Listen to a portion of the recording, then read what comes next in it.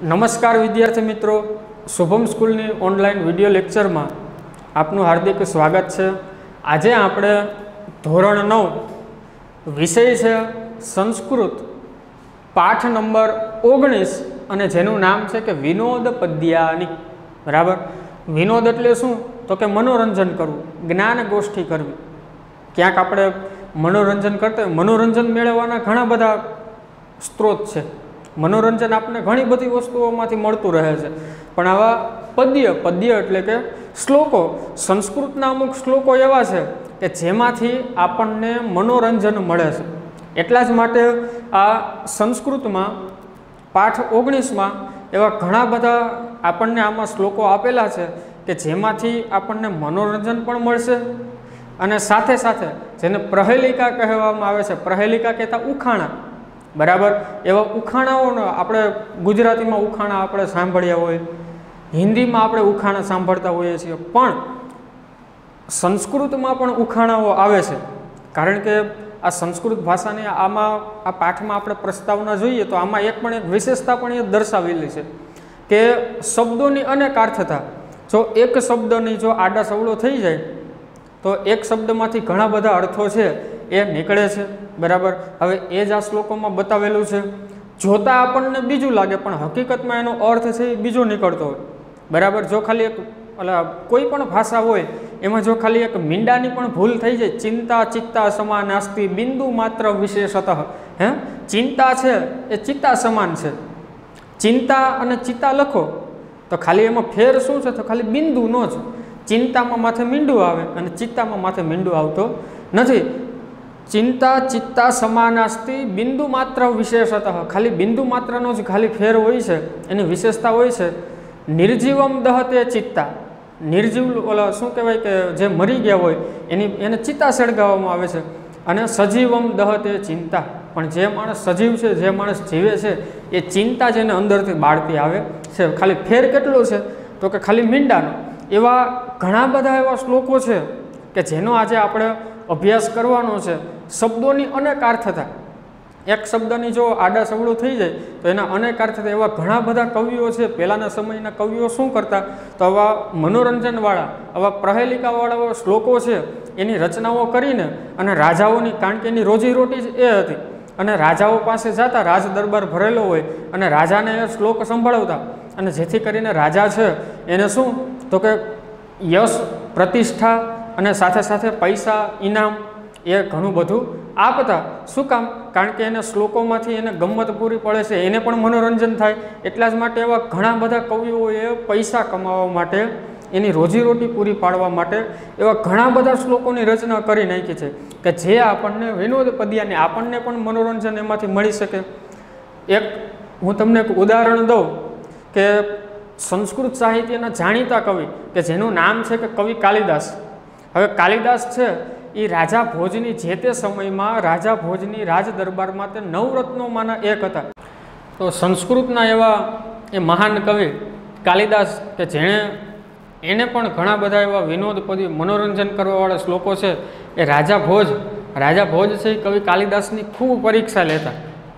एक समयનું હું તમને એક ઉદાહરણ આપું। એક પ્રસંગ એવો બની ગયો હતો કે રાજા ભોજે પરીક્ષા કરવા માટે આખી સભા ભરેલી હોય છે, બધા બેઠા હોય છે સભામાં, અને ત્યાં એને એક એવો વિચાર આવ્યો કે આજે કે મારા 9 રત્નો છે, કાલિદાસ જેવા જ બીજા અન્ય વિદ્વાનો હતા, કે મારે એક શ્લોક દ્વારા કે બધાની કે આજે કે મારે એક યુક્તિ કરવી છે કે કોણ આનો જવાબ આપે છે। અને રાજા ભોજની આખી સભા ભરેલી હોય છે, પણ રાજમહેલ તો કેવો હોય કે 2-3 માળની સીડી ઉપરથી ત્યારે એ સમયે રાજા ભોજ એક ઘટના જુએ છે કે ઉપરથી એક કન્યા, એ કન્યા છે એના એક હેલ લઈને, એક ગાગર લઈને અને નીચે ઉતરતી હોય છે પાણીની ભરેલી, પણ એ સોનાની હતી। બરાબર, સોનાની હેલ લઈને કાંખમાં લઈને અને નીચે ઉતરતી હોય છે। અને એ સમયે રાજા ભોજ છે એ ઘટના જુએ છે કે એના હાથમાંથી હેલ છે એ પડી જાય છે। હેલ જેવી પડી ગઈ એટલે પગથિયા ઉપર પડે, એટલે પગથિયા ઉપર અવાજ કેવો આવે? ઠમ ઠમ ઠમ ઠમ એવો અવાજ આવવા લાગ્યો। એટલે રાજા ભોજ છે એ સમયે બધા કવિઓને જેટલા પણ એના નવરત્નોમાં બેઠા હતા એ બધા કવિઓને એક પ્રશ્ન પૂછે છે કે હું એક શ્લોકની કે ચોથો ભાગ બોલીશ, તમારે મને આગળની 3 પંક્તિઓ છે, 3 પાદ છે એ પૂરા કરવાના છે. કે મને એક પંક્તિ એક એવી યાદ આવે છે અને ત્યારે રાજા ભોજ છે એ પંક્તિ બોલે છે કે ઠઠમ ઠઠમ ઠહ ઠઠઠમ ઠઠમ ઠહ. હવે બધા વિચારમાં પડી ગયા કે આ ઠમ ઠમ એવો કંઈ થોડું કંઈ શ્લોકની આગળની 3 પંક્તિ કેવી રીતના બને. બધા વિચારમાં પડી ગયા હતા કે આની કે રાજા કે કંઈ પંક્તિ હોય નહીં. કે પણ છેવટે કવિ કાલિદાસને પૂછવામાં આવ્યું કે કાલિદાસ હવે તમે જે જણાવો કે આ શ્લોકની કે આગળના 3 પંક્તિઓ છે, 3 પાદ છે એ કેવી રીતના પૂરા થશે. અને ત્યારે કવિ કાલિદાસ છે એને જવાબ આપે છે કે રાજ્યાભિષેકે મૃદવિહવલાય, રાજ્યાભિષેકે મૃદવિહવલાય હસ્તક્ષિપ્તો હેમ ઘટસ્તરુણ્ય સોપાનમાસાદ કરોતિ શબ્દમ ઠઠમ ઠઠમ ઠહ ઠઠઠમ ઠઠમ ઠહ.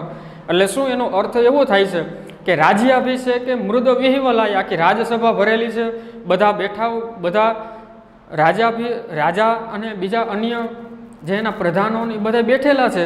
રાજ્યાભિષેકે મૃદવિહવલાય અને એ જ સમયે શું તો કે હસ્તક્ષિપ્તો, હસ્ત એટલે કે હાથમાંથી ક્ષિપ્ત એટલે કે પડી જાય છે, હસ્તક્ષિપ્તો હેમઘટ તરુણ્ય, હેમઘટ, હેમઘટ એટલે શું, હેમ એટલે કે સોનું, ઘટ એટલે કે ઘડો, તરુણ્ય, તરુણી એટલે કે એક કન્યાના હાથમાંથી સોનાનો ઘડો છે એ પડી જાય છે, ઉપરથી ઉતરતી હોય અને એના હાથમાંથી, એક તરુણીના હાથમાંથી, એક કન્યાના હાથમાંથી એ સોનાનો ઘડો છે એ પડી જાય છે. હવે ઘડો પડતો હોય તો સોપાનમ આસાદ કરોતિ શબ્દમ, સોપાન એટલે કે પગથિયાઓ, આસાદ એટલે કે પડતો હોય એટલે કે અવાજ કરતો હોય, સોપાનમ આસાદ કરોતિ શબ્દમ એ અવાજ કેવો કરતો હોય તો કે ઠઠમ ઠઠમ ઠહ ઠઠઠમ ઠઠમ ઠહ. આ કવિરાજે એવો અર્થ બનાવી નાખ્યો, આખો શ્લોક બનાવી નાખ્યો. હતી શું તો કે ખાલી માત્ર એક ઘટના જ હતી. એવી પરીક્ષાઓ કરતા પહેલાના સમયમાં રાજાઓ, અને કવિ કાલિદાસને ઘણું બધું યશ પણ મેળવ્યો છે એને વિદ્યાઓ દ્વારા. એવા જ અનેક અહીંયા વિનોદ પદ્યાની છે એવી પહેલાં જે આમાં આપણે ભણવાના છે, પહેલાં 5 છે ને એ પ્રહેલિકા પ્રકારના છે, ઉખાણા પ્રકારના છે, અને એના સિવાયના બીજા જે 3 છે એ શબ્દોની અનેકાર્થતા દર્શાવે છે. બરાબર, તો આપણે અત્યારે પહેલાં 3 શ્લોકો છે એ આજે આપણે જોઈએ. પહેલા શ્લોકમાં જો શું કીધું છે કે કમ સમજઘાન કૃષ્ણ, સમજઘાન એટલે કે માર્યો છે, કૃષ્ણ એટલે કે કૃષ્ણ, કમ એટલે કે કોને, કૃષ્ણ ભગવાને કોને માર્યો છે, આ પહેલો પ્રશ્ન. બીજું તો કે કા શીતલવાહિની ગંગા, શીતલવાહિની એટલે કે ઠંડુ જળ આપનારી, શીતળ જળ આપનારી ગંગા છે, કા એટલે કે ક્યાંથી વહે છે, આ બીજો પ્રશ્ન. કે દાર પોષણ રતાહા, દાર એટલે કે પત્ની, પત્નીનું પોષણ કરવામાં રતાહા, રતાહા એટલે કે રત હોવું, પત્નીનું પોષણ કરવામાં હંમેશા કોણ રત હોય છે. અને કમ બલવંતમ, કયો એવો બળવાન છે કે ન બાધતે શીતમ, કે જેને ઠંડી જ લાગતી નથી. છે એક શ્લોક પણ આમાં પણ 4 પ્રશ્નો પૂછેલા છે. બરાબર, શું પહેલો પ્રશ્ન શું છે કે કમ સંજઘાન કૃષ્ણ, કૃષ્ણ ભગવાને કોને માર્યો. બીજું તો કે કા શીતલવાહિની ગંગા, શીતલ એટલે કે શીતળ જળ વહેનારી ગંગા છે એ ક્યાંથી વહે છે. અને ત્રીજું તો કે દાર પોષણ રતાહા, દાર એટલે કે પત્ની, પત્નીનું પોષણ કરવામાં હંમેશા રત કોણ હોય છે. અને ચોથું તો કે કમ બલવંતમ, કયો એવો બળવાન છે કે જેને ન બાધતે શીતમ, કે જેને ઠંડી લાગતી નથી. બરાબર, હવે આપણને એમ થાય કે આ 4 પ્રશ્નો પૂછ્યા છે. બરાબર, તો આપણને આનો અર્થ છે, આનો જે જવાબ છે એ પણ એ શ્લોકમાંથી જ મળી જાય. હવે જો આ શ્લોકનો આ તમે 4 પ્રશ્નો આમાં પૂછેલા છે કે કૃષ્ણ ભગવાનને કોને માર્યો, શીતળ જળ આપનારી ગંગા છે ક્યાંથી વહે છે, કે દાર પોષણ રતા, પત્નીનું પોષણ કરવામાં હંમેશા રથ કોણ હોય છે, અને કમ બલવંતમ, કયો એવો બળવાન છે કે જેને ન બાધતે શીતમ, કે જેને ઠંડી લાગતી નથી. હવે જો જવાબ પણ આમાં છે. જો પહેલાનો જવાબ જો અહીંયા કમ સંજઘાન કૃષ્ણ, કૃષ્ણ ભગવાને કોને માર્યો, પહેલો અને બીજો અક્ષર તમે જુઓ તો એનો જવાબ મળી જાય. કંસનો વધ કર્યો તો કૃષ્ણ ભગવાને. બીજો તો કે કા શીતલવાહિની ગંગા, શીતળ જળ આપનારી ગંગા ક્યાંથી વહે છે. જો પહેલો ને બીજો અક્ષર જોવો છે કાશી, જવાબ આવી ગયો કે કાશીમાંથી શીતળ જળ આપનારી ગંગા છે તે વહે છે. ત્રીજું તો કે દાર પોષણ રતા, દાર એટલે કે પત્ની, પત્નીનું પોષણ કરવામાં હંમેશા રત કોણ હોય છે તો કે કેદાર, કેદાર એટલે શું તો કે ખેડૂત, ખેડૂતો છે એ ભરણ પોષણ કરીને પોતાનું પરિવારનું ગુજરાન કરે છે અને પત્નીઓનું પોષણ કરતા હોય છે. કેદાર પોષણ રતા એટલે કે જો જવાબ આવી ગયો કેદાર, કેદાર એટલે કે ખેડૂત. અને પછી તો કે કમ બલવંતમ ન બાધતે શીતમ, કયો બળવાન છે કે જેને ઠંડી લાગતી નથી? તો કે કંબલ. કંબલ એટલે શું? તો કે કામડો અથવા ધાબળો. જે માણસ ધાબળો ઓઢીને બેસી જાય એને ઠંડી ક્યાંથી લાગે? બરાબર. શ્લોક કેવો છે? જે કે એમાં 4 પ્રશ્નો પૂછેલા છે, પણ આપણને જવાબ છે એ આપણને ખબર ન પડે. જવાબ પણ એમાં ને એમાં આપેલા છે. પહેલાનો શું? કંસ, બીજામાં કાશી, કેદાર એટલે કે ખેડૂત, અને કંબલવંતમ, કંબલ એટલે કે ધાબળો અથવા કામળો. હવે બીજો શ્લોક છે એ પણ એવો જ છે કે જેનો જવાબ છે અટપટો, પ્રહેલિકા એટલે કે ઉખાણા પ્રકારનો છે. શું છે એ હવે આપણે જોઈએ. તાતે ન કથિતમ પુત્ર લેખમ લિખ મમાજ્ઞયા ન તે ન લિખિતો લેખ પિતૃરાજ્ઞા ન લોપિતા. તાતે ન કથિતમ પુત્રમ, તાતે ન એટલે કે પિતા, પિતા દ્વારા કથિતમ એટલે કે કહેવામાં આવ્યું. કોને? તો કે એના પુત્રને. પિતા દ્વારા એના પુત્રને એવું કહેવામાં આવ્યું કે લેખમ લિખ, તું એ કે કાંઈક કે લેખ લખ, કે લેખ લખ એવી મમાજ્ઞયા, એવી મારી આજ્ઞા છે. એના પિતા દ્વારા એના પુત્રને શું કહેવામાં આવ્યું કે તું એ કે લેખ લખ, કે એવી મારી આજ્ઞા છે. એ કે પણ ન તે ન લિખિતો લેખ, પણ તે એનો પુત્ર છે ન તે ન, બરાબર, તેનો પુત્ર છે એ લેખ લખતો નથી. ન તે ન એટલે કે લખતો નથી. એના પિતા દ્વારા એવો આદેશ આપવામાં આવ્યો કે તું મારી આજ્ઞા છે એ કે તું લેખ લખ, પણ એનો પુત્ર છે એ લેખ લખતો નથી. છતાં પણ પિતૃરાજ્ઞા ન લોપિતા, એના પિતાની આજ્ઞા છે એનું ઉલ્લંઘન પણ થતું નથી. બરાબર, બરાબર. એટલે કે એના પિતાની આજ્ઞાનું ઉલ્લંઘન પણ ન થયું. શું કીધું? એના પિતા દ્વારા એવો ઉપદેશ આપવામાં આવ્યો, આજ્ઞા આપવામાં આવી કે તું લેખ લખ. તાતે ન કથિતમ પુત્ર, એના પિતા દ્વારા એના પુત્રને કહેવામાં આવ્યું કે લેખમ લેખા, તું કે લેખ લખ એવી મમાજ્ઞયા, એવી કે મારી આજ્ઞા છે, પણ ન તે ન લિખિતો લેખ, એ રીતે એનો પુત્ર છે એ લેખ લખતો નથી. છતાં પણ પિતૃરાજ્ઞા ન લોપિતા, એની પિતાની આજ્ઞાનું ઉલ્લંઘન પણ ન થયું. બરાબર. તો હવે આપણને એમ થાય કે એના પિતાએ તો પેલા આજ્ઞા આપી કે તું લેખ લખ, એના પુત્રને એવું કહેવામાં આવ્યું, છતાં પણ કે એની આજ્ઞાનું ઉલ્લંઘન કેવી રીતના ન થયું? પણ આ જો સંસ્કૃતની એક ચમત્કૃતિ એ હજી હવે આપણે જોઈએ. જો અહીંયા શું લખેલું છે તો કે ન તે ન, બરાબર.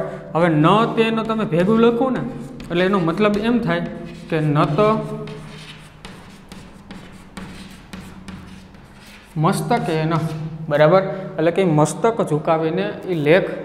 હવે આ તમે ભેગું જુઓ તો શું થાય? ન તે ન લિખિતો લેખ એટલે કે ન તો મસ્તકે ન, એ તો માથું નીચું કરીને અને એ તો લેખ તો લખવા જ માંડ્યો હતો. પછી પિતાની આજ્ઞાનું ઉલ્લંઘન ક્યાંથી થાય?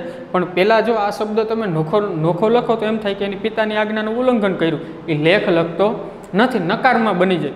પણ ન તેનો ભેગું લખો એટલે એનું શું થાય? તો કે ન તો મસ્તકે ન, માથું ઝુકાવીને એ લેખ છે એ તો લખી નાખ્યો.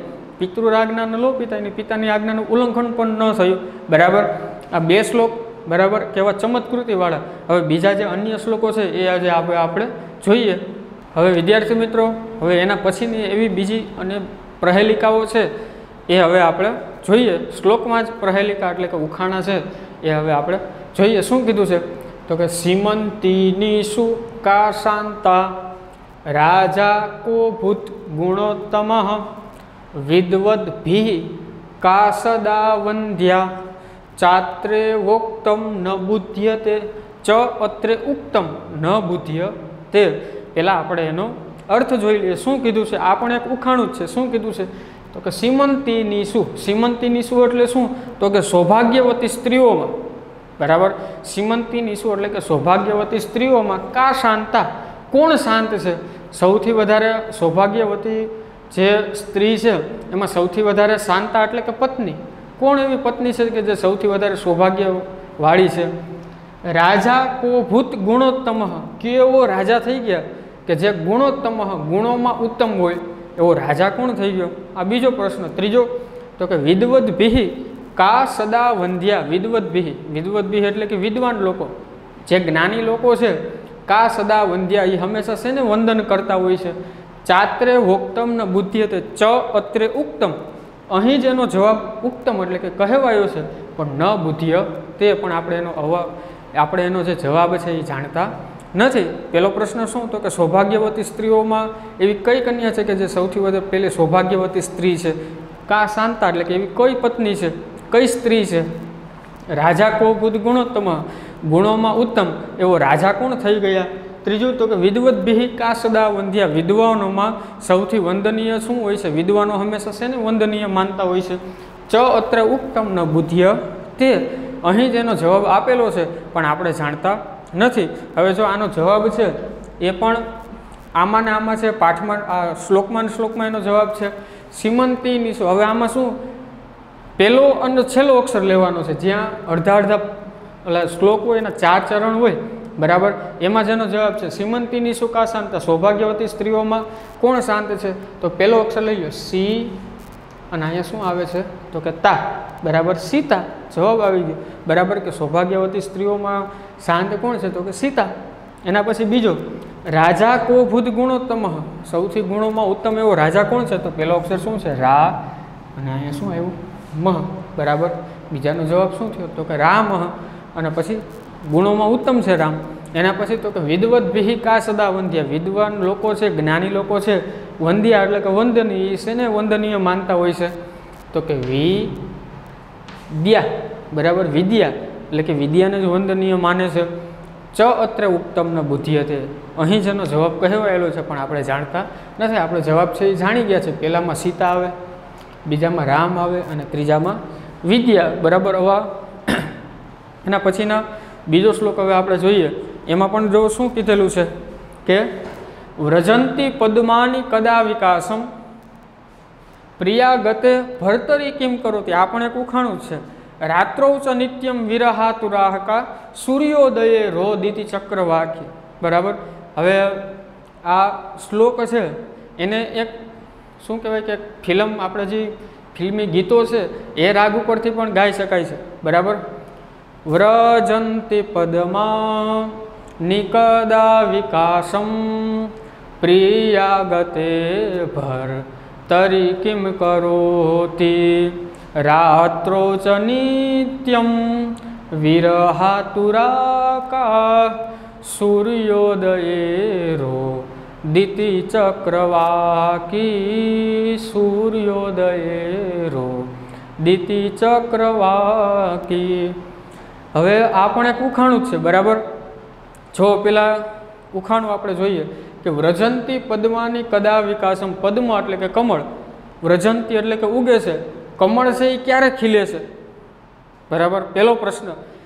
કમળ છે એનો ક્યારે ખીલે છે, વિકાસ ક્યારે થાય છે એનો?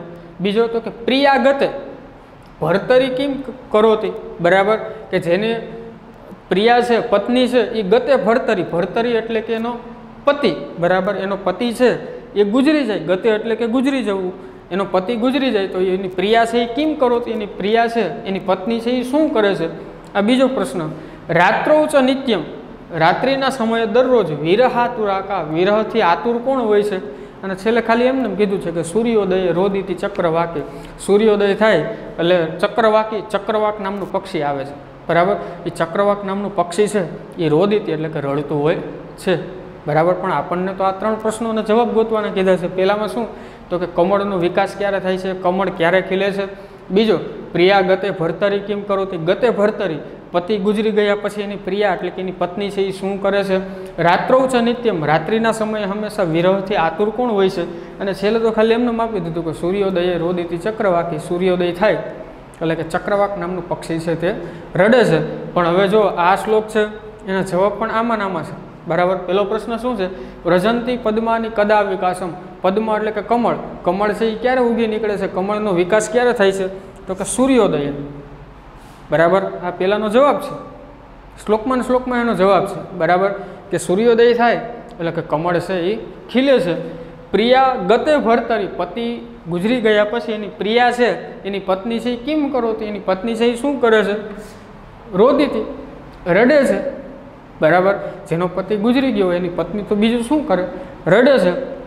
રાત્રૌ ચ નિત્યમ વિરહાતુરાકા, રાત્રિના સમયે હંમેશા વિરહથી આતુર કોણ હોય છે બરાબર, હંમેશા વિરહમાં આતુર કોણ હોય છે તો કે ચક્રવાકી, ચક્રવાક નામનું પક્ષી છે એ હંમેશા રાત્રિના સમયે વિરહ, કારણ કે એનો એટલે બીજા પક્ષીઓની જેમ એ રડતું હોય છે, હંમેશા બીજા પક્ષીઓને બોલાવતું હોય છે, બરાબર. એટલે શું કીધું કે રાત્રૌ ચ નિત્યમ વિરહ આતુરાકા, વિરહથી આતુર કોણ હોય છે તો કે ચક્રવાકી. પેલા 3 પ્રશ્નો પૂછ્યા પણ છેલ્લે જવાબ પણ એમાં ને એમાં છે, બરાબર. કમળ ક્યારે ખીલે છે તો કે સૂર્યોદયે. ગતે ભરતરી, પતિ ગુજરી ગયા પછી પત્ની શું કરે છે? રોદિતી. રાત્રૌ ચ નિત્યમ, રાત્રિના સમયે વિરહથી આતુર કોણ હોય છે તો કે ચક્રવાક, ચક્રવાક નામનું પક્ષી, બરાબર. હવે એના પછીના બીજા શ્લોકો છે એ હવે આપણે જોઈએ. હવે એના પછીનો આપણે શ્લોક જોઈએ, ઉખાણું જોઈએ, પ્રહેલિકા જોઈએ. એમાં જો શું કીધું છે? આદૌ નકાર પરતો નકાર મધ્યે નકારેણ હતો દકાર એવમ નકાર ત્રય સંયુતસ્ય કા દાન શક્તિ ખલુ નંદનસ્ય, બરાબર. હવે જો આમાં શું કીધું છે? આ પ્રહેલિકામાં જો હવે શું કીધેલું છે? આદૌ નકાર, આદો એટલે કે પહેલો અક્ષર છે એ ન છે, નકાર છે, બરાબર. પહેલો અક્ષર એનો ન આવે છે, આનો આપણે જવાબ આપવાનો છે, બરાબર. ઉખાણું છે આદૌ નકાર, એનો પહેલો અક્ષર ન છે. પરતો નકાર, પરતો એટલે કે પાછળનો અક્ષર, એનો જે પાછળનો અક્ષર છે એ પણ ન જ છે. પહેલો અક્ષર ન અને પાછળનો અક્ષર પણ ન જ છે. મધ્યે નકારેણ હતો દકાર, વચમાં જે ન આવે છે એના દ્વારા હતો દકાર, એના દ્વારા દકારને હણી નાખે છે. પહેલા પણ ન છે, પાછળ પણ ન છે, વચમાં જે ન છે એના દ્વારા એ નને ઓલો દ આવે છે, બીજો દ નામનો અક્ષર, એને હણી નાખે છે. હતો એટલે કે એને હણી નાખવું, એને અડધો કરી નાખે છે. એવમ નકાર ત્રય સંયુતસ્ય, જો આ 3 નનો સંયુતસ્ય થાય, આ 3 ન ભેગા થાય તો કા દાન શક્તિ ખલુ નંદનસ્ય, તો નંદન નામનો વ્યક્તિ છે એમાં દાન શક્તિ ક્યાંથી હોય? તો ખરેખર કે નંદનમાં દાન શક્તિ ક્યાંથી હોય? હવે આપણે ઉખાણું જોઈએ. જો પહેલાં શું કીધું છે? આદૌ નકાર, એટલે કે પહેલો અક્ષર શું છે તો કે નકાર છે, બરાબર. પરતો નકાર, પાછળનો અક્ષર છે એ પણ શું છે? નકાર જ છે. પહેલો અક્ષર ન, પરતો નકાર, પાછળનો અક્ષર પણ ન જ છે. મધ્યે નકારેણ, વચમાં જે કે નકાર છે, બરાબર, એને શું કર્યું હતું કે હતો દકાર, એને દ નામનો અક્ષર છે એને હણી નાખે છે, એટલે કે અડધો કરી નાખે છે. મધ્યે નકારેણ હતો દકાર, એટલે કે દકાર, દ નામનો અક્ષર છે એ અને ઓલા નને એક વચલા નને હણી નાખે છે. એવમ નકાર ત્રય સંયુતસ્ય, જો આ 3 ન કે ભેગા થાય, બરાબર, તો કા દાન શક્તિ ખલુ નંદનસ્ય, તો ખરેખર કે નંદનમાં કે દાન શક્તિ ક્યાંથી હોય? બરાબર. પણ હકીકતમાં તો ખાલી આ નામ જ બતાવેલું છે કે નંદન નામનો વ્યક્તિ છે તો એમાં દાન શક્તિ ક્યાંથી હોય? બરાબર. 3 ન ભેગા થઈ ગયા, બરાબર. આપણે જોયું ને કે પહેલો અક્ષર પણ ન છે, છેલ્લો અક્ષર પણ ન છે, અને વચમાં જે ન આવે છે એના દ્વારા દકાર છે એ હણાયેલો છે. દ એટલે કે દાન કરવું, બરાબર. એવો પણ આપણે અર્થ લખી શકીએ. તો દાન શક્તિ નંદનમાં ક્યાંથી હોય? પણ અહીંયા ખાલી એણે જવાબ જ આપી દીધો છે, એવી ચમત્કૃતિ કરેલી છે, બરાબર. હવે એના પછીનો આપણે શ્લોક જોઈએ, એ પણ એક ઉખાણા પ્રકારનો જ છે, એમાં પણ એક ઉખાણું જ છે. જો શું કીધું છે કે એકોના વિંશતિ સ્ત્રીના, એકોના વિંશતિ એટલે કે 21. જો આને આપણે કદાચ એમ લખીએ, એકોના વિંશતિ એટલે કે 21. એકોના વિંશતિ સ્ત્રીનામ, સ્ત્રીનામ એટલે કે સ્ત્રીઓ, 21 સ્ત્રીઓ સ્નાનાર્થમ સરયુમ ગતા, એટલે કે સ્નાન કરવા માટે સરયુએ જાય છે, સ્નાન કરવા માટે સરયુ નદીએ જાય છે. 21 સ્ત્રીઓ સ્નાન કરવા માટે સરયુ નદીમાં જાય છે. વિંશતિ પુનરાયાતા, એમાંથી 20 છે એ પાછી આવી જાય છે.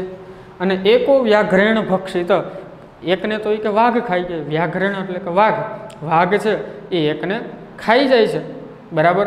પણ આમાં શ્લોકમાં ચમત્કૃતિ એવી બતાડી છે કે 20 સ્ત્રીઓ 21 સ્ત્રીઓ સ્નાન કરવા માટે જાય છે, બરાબર. પણ એનો બીજો અર્થ એમ પણ લઈ શકીએ કે એકોના, એક નહીં, અને વિંશતિ એટલે કે 20 સ્ત્રીઓ સ્નાન માટે જાય છે. વિંશતિ પુનરાયાત, એમાંથી 20 છે એ પાછી આવે છે, બરાબર. 20 સ્ત્રીઓ ખાલી ગઈ હતી છતાં પણ 20 સ્ત્રીઓ જ પાછી આવે છે. એકો વ્યાઘ્રેણ ભક્ષિત, એકને તો વાઘ ખાઈ ગયો તો 21 થાય, બરાબર.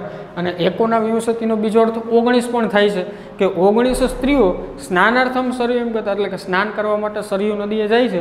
વિંશતિ પુનરાયાતા, 19 સ્ત્રીઓ સ્નાન કરવા માટે ગઈ હતી તો એ 20 પાછી આવે છે. અને એકો વ્યાઘ્રેણ ભક્ષિત, એકને તો વાઘ ખાઈ ગયો હતો, बराबर। पण आनो हवे आपणे अर्थ जोईए। एको ना एटले शुं थाय तो के नृ धातु छे, नृ उपरथी नर एवो अर्थ थाय। नर एटले शुं तो के माणस, पुरुष, बराबर।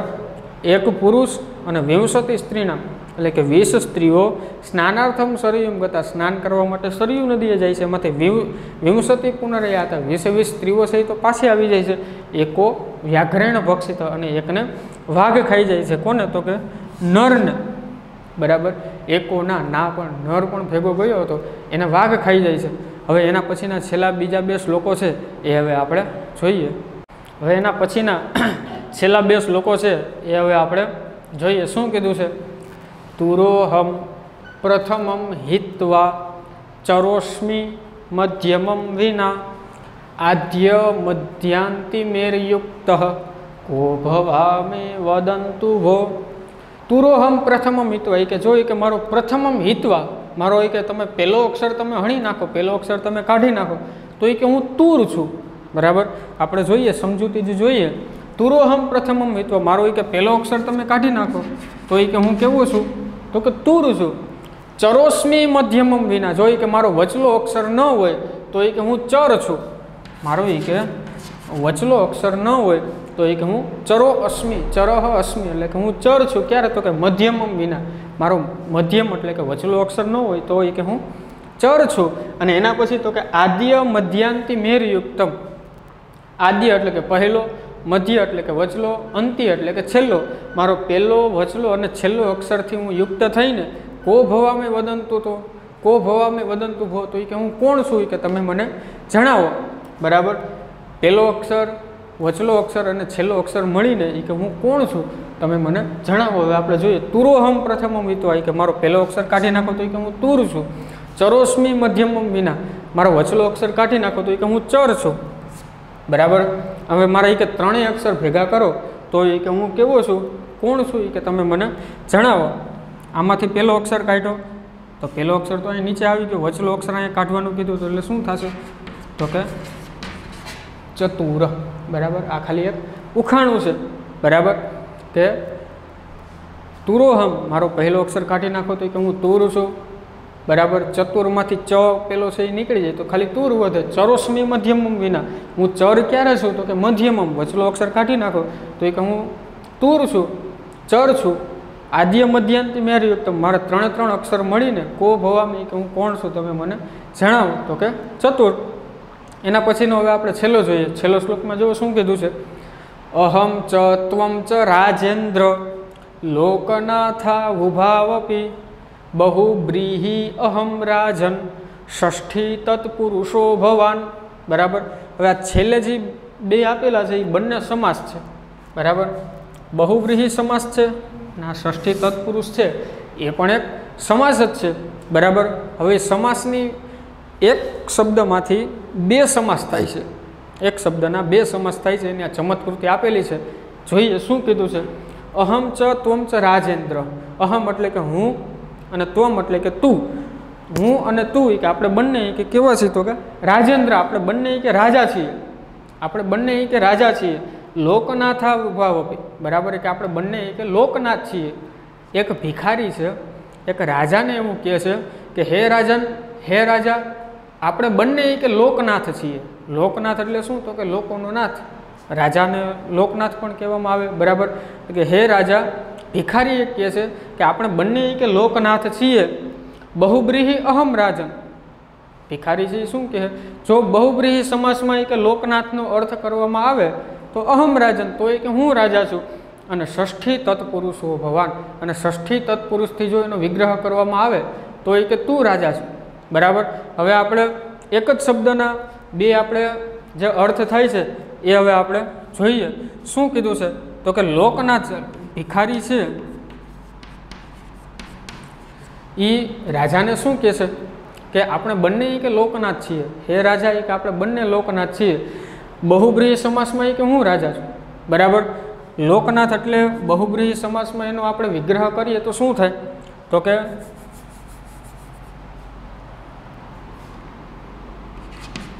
લોકો જેના નાથ છે તે, બરાબર. ભિખારીએ શું કીધું હતું કે બહુબ્રીહી અહમ રાજન, બરાબર. બહુબ્રીહી સમાસમાં કે હું લોકનાથ છું. એક લોકનાથનું બહુબ્રીહી સમાસમાં એનો વિગ્રહ કરી તો શું થાય, લોકો જેના નાથ છે તે. ભિખારીને તો શું હોય, બીજા લોકો જે કંઈ પણ આપે એ જ એને ખાવાનું હોય, એટલે એનો નાથ કોણ થયો, તો કે લોકો જ થયા, બરાબર. લોકનાથનો અર્થ બહુબ્રીહી સમાસમાં એમ થાય લોકો જેના નાથ છે તે. અને પછી ભિખારીએ શું કીધું કે ષષ્ઠી તત્પુરુષો ભવાન, ષષ્ઠી તત્પુરુષ સમાસ પ્રમાણે કે વિગ્રહ કરવામાં આવે તો તમે રાજા છો. આ લોકનાથનો બીજો આપણે જોઈએ, લોકનાથ.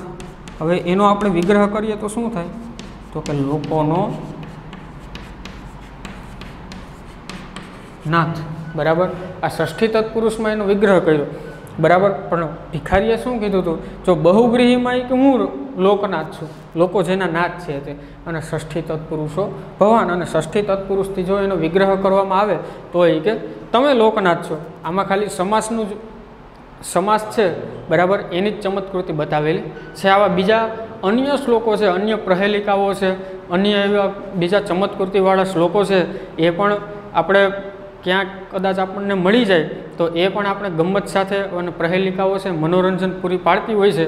એટલા જ માટે એ વાંચવાના, એના અર્થ જાણવાના, જેથી કરીને આપણે સંસ્કૃત ભાષા છે એને આપણે વધારે સારી રીતના ઓળખી શકીએ. અસ્તુ.